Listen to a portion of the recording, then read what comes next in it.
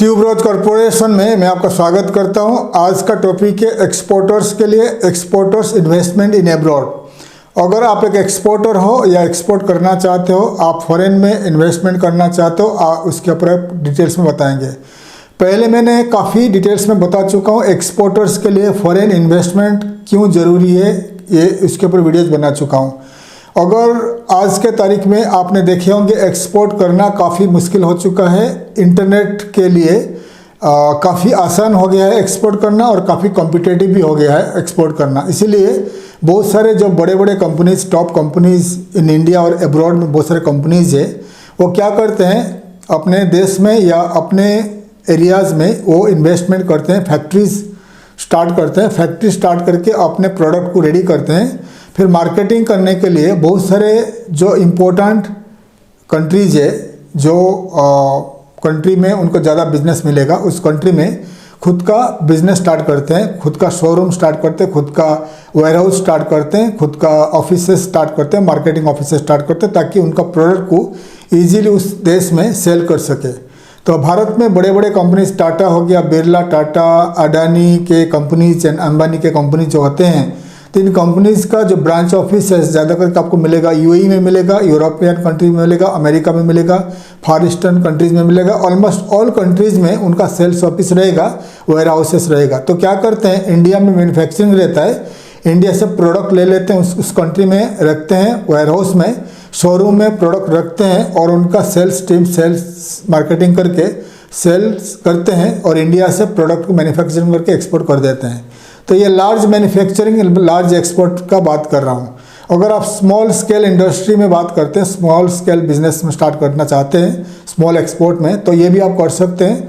आप अलग अलग कंट्री में खुद का आपका बजट के हिसाब से आप मार्केटिंग सेल्स ऑफिस स्टार्ट कर सकते हैं, या खुद का छोटा सा दुकान या शॉप रख के वहाँ से स्टार्ट कर सकते हैं। मैं पहले वीडियोज़ बना चुका हूँ।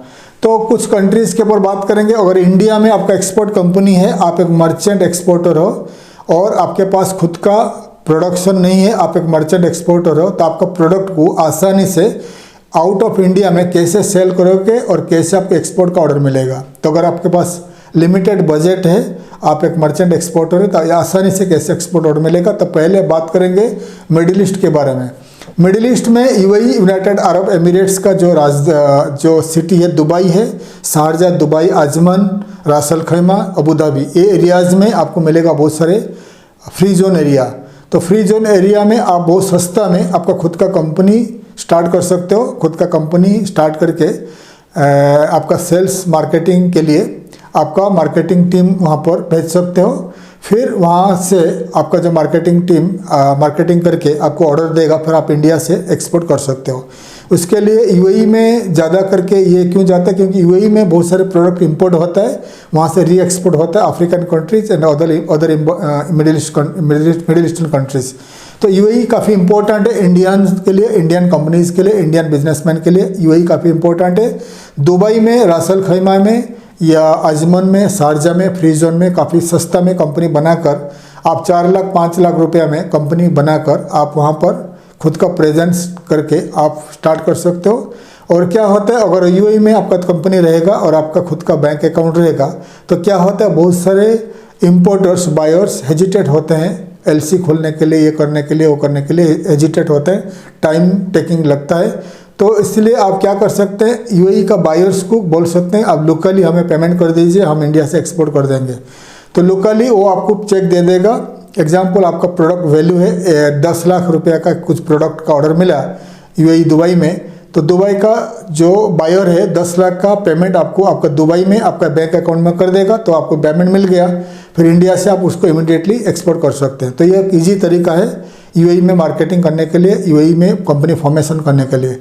और यूएई में बहुत सारे इंडियंस हैं और इंडियन को यूएई गवर्नमेंट काफ़ी हेल्प करता है, काफ़ी इजी है इंडियंस के लिए बिजनेस करने के लिए यूएई। उसके बाद मिडिल ईस्ट में, अगर यूएई में रहोगे, यूएई में आपका कंपनी रहेगा, पूरा मिडिल ईस्ट को कवर कर सकते हो। उसके बाद आता है हम अफ्रीकन कंट्री। अफ्रीकन कंट्री में आ गया आपका ईस्टर्न पार्ट ऑफ अफ्रीका में आ गया केनिया, रुवांडा, तंजानिया। ये 3 कंट्रीज जो है प्रो इंडियन गवर्नमेंट है, इंडियन गवर्नमेंट के साथ अच्छा रिश्ता है। अच्छा ताल्लुकात है, तो इधर आप रुवांडा, नहीं तो तंजानिया, नहीं तो आप केनिया, ये 3 कंट्री में खुद का कंपनी स्टार्ट कर सकते हो। मैं रुवांडा में कैसे कंपनी स्टार्ट करोगे, तंजानिया में कैसे कंपनी स्टार्ट करोगे, केनिया में कैसे कंपनी स्टार्ट करोगे, उसका कितना खर्चा आएगा, वीज़ा, इन्वेस्टमेंट, सब कुछ मैं पहले बता चुका हूँ। तो इधर 3 कंट्री में रुवांडा, तंजानिया या केनिया में कंपनी स्टार्ट कर सकते हैं। वहाँ पर अगर स्टार्ट करोगे तो आप eastern part, south eastern, north part of Africa को कवर कर सकते हो मार्केटिंग में। अगर वेस्टर्न पार्ट ऑफ अफ्रीका में जाना चाहते हो, सेनेगल हो गया, सेनेगल, घाना, नाइजीरिया, ये 3 कंट्री है। इजीली आप आपका खुद का बिजनेस स्टार्ट कर सकते हो, खुद का शोरूम, खुद का वेयर हाउसेस, खुद का सेल्स मार्केटिंग ऑफिस स्टार्ट करके आप वेस्टर्न पार्ट ऑफ अफ्रीका को कवर कर सकते हो। घाना, नाइजीरिया, सेनेगल में कैसे बिजनेस स्टार्ट करोगे, ऑलमोस्ट ऑल अफ्रीकन कंट्री में कैसे आपका खुद का बिजनेस स्टार्ट करोगे, मैं बिजनेस वीडियोज़ बना चुका हूँ। उसके बाद आएगा हम central Asian country and Russia.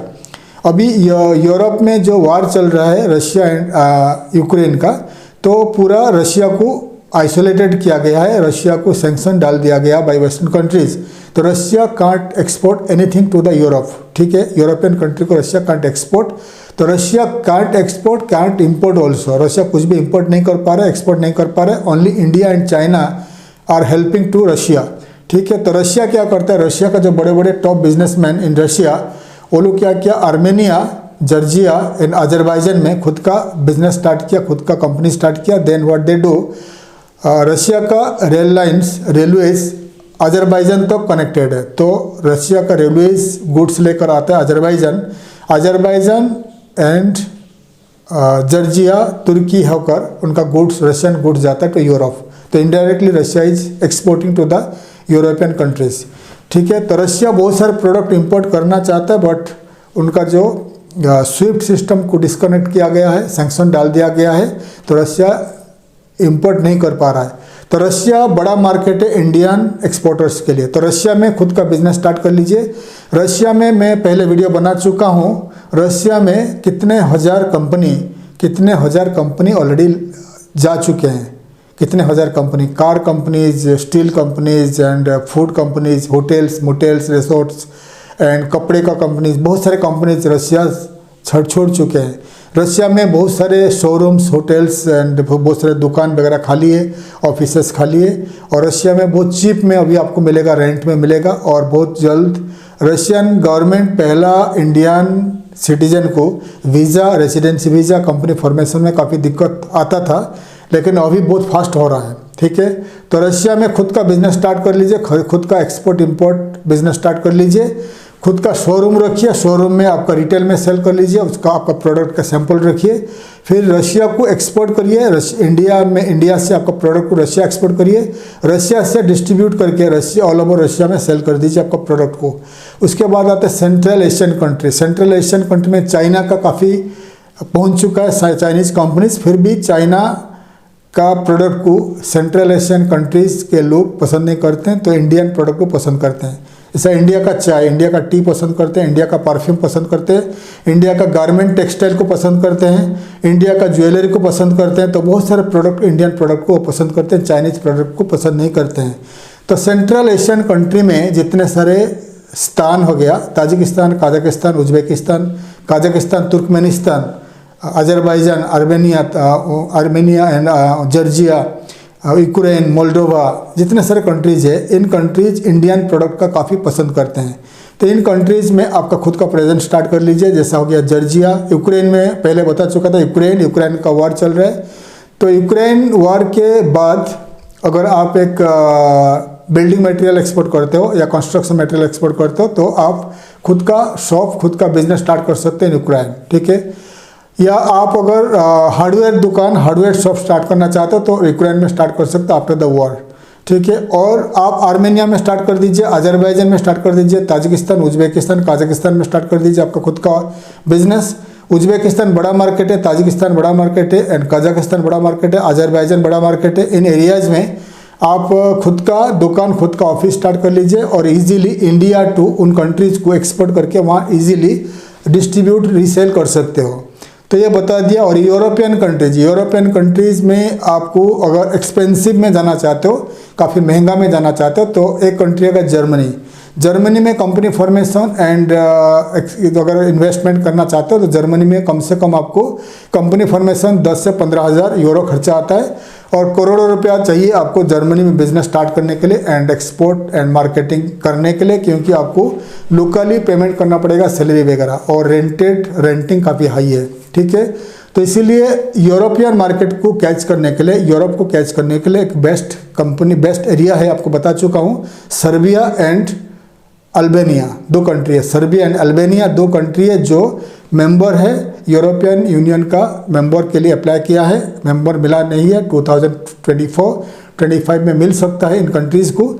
तो अल्बानिया एंड सर्बिया में कंपनी इस्टाब्लिश करके आप वहाँ पर लोकली स्टाफ को रिक्रूट करके, क्योंकि अल्बानिया एक कंट्री है जो बहुत नज़दीक आई मीन द लोकेशन में Greece, Bulgaria, Greece and Romania and आपका इटली काफ़ी नज़दीक है और वहाँ पर आपको Italian speaking, German speaking, French speaking staff मिल जाएंगे लोकली। ठीक है, तो आप क्या करिए, अल्बानिया में कंपनी स्टार्ट कर लीजिए, अल्बानिया में कंपनी करके सेल्स टीम रखिए, जो सेल्स टीम को अल्बानियन के साथ साथ Greek, Italian, German, Spanish and French वगैरह लैंग्वेज आता है। अगर जर्मन लैंग्वेज स्टाफ को आप हायर करते हो तो German speaking countries like Austria, Germany and आपका बेल्जियम एंड स्विट्ज़रलैंड वगैरह कंट्री को कैप्चर कर सकते हैं।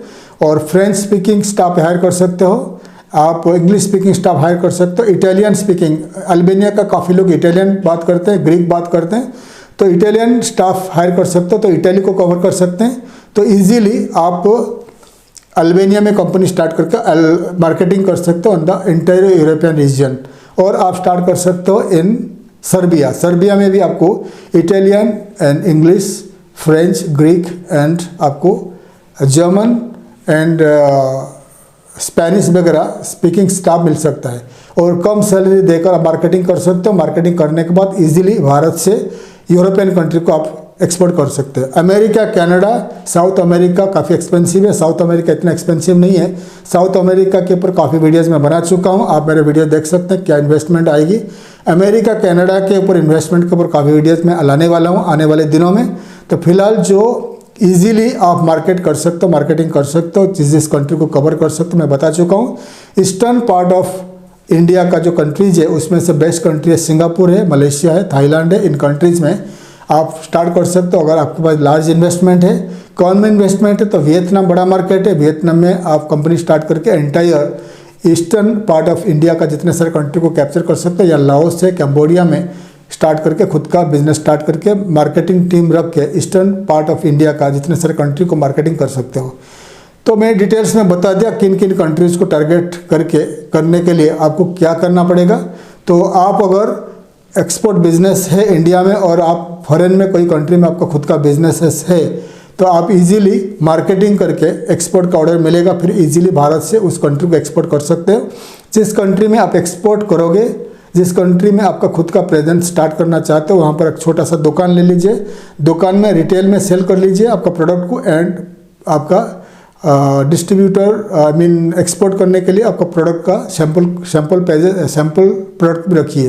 तो वहाँ पर डिस्ट्रीब्यूटर्स आएंगे, इंपोर्टर्स भी आएंगे, बायर्स भी आएंगे, रिटेल वॉक इन कस्टमर भी आएंगे। तो उसमें आपका रेंट भी निकल जाएगा, आपका खर्चा भी निकल जाएगा एंड आपका जो वीज़ा का एक्सपेंसेस भी निकल जाएगा। आई मीन वीज़ा हर साल रिन्यू करने के लिए आपका ऑफिस दुकान का ज़रूरी है, तो ये भी निकल जाएगा। आप वहाँ रह सकते हो, मार्केटिंग भी कर सकते हो।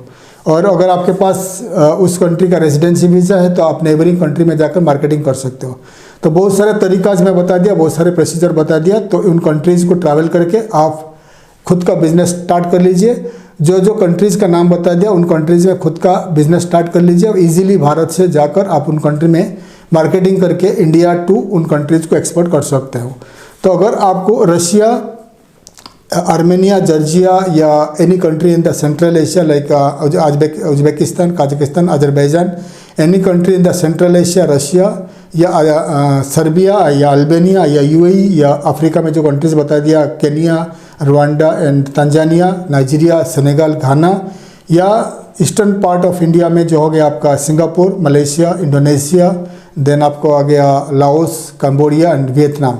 इन कंट्रीज़ में खुद का प्रेजेंस चाहिए, खुद का ऑफिस, खुद का दुकान वगैरह स्टार्ट करना चाहते हो, आप हमें कांटेक्ट कर सकते हो। मैं आपको मदद करूंगा इन कंट्रीज़ में खुद का बिजनेस स्टार्ट करने के लिए, ताकि आप ज़्यादा से ज़्यादा एक्सपोर्ट ऑर्डर पाए एंड इंडिया से ज़्यादा प्रोडक्ट उन कंट्रीज़ को आप टारगेट करके वहाँ पर एक्सपोर्ट करें। तो मैं डिटेल्स में बता दिया आप कैसे आपको अलग अलग कंट्री में इन्वेस्टमेंट करके तो आप खुद का बिजनेस स्टार्ट करके एक्सपोर्ट ऑर्डर पा सकेंगे। और एक कंट्री को टारगेट कर लीजिए, अगर आपके पास ज़्यादा इन्वेस्टमेंट है तो अलग अलग कंट्री में आप इन्वेस्टमेंट स्टार्ट कर सकते हैं। तो मैं आशा करता हूँ हमारा वीडियो आपको अच्छा लगा। वीडियो को लाइक करें, शेयर करें, सब्सक्राइब करें, ताकि मैं ज़्यादा से ज़्यादा इन्फॉर्मेटिव वीडियोज़ आपके लिए ला पाऊँगा। थैंक यू, धन्यवाद, जय हिंद।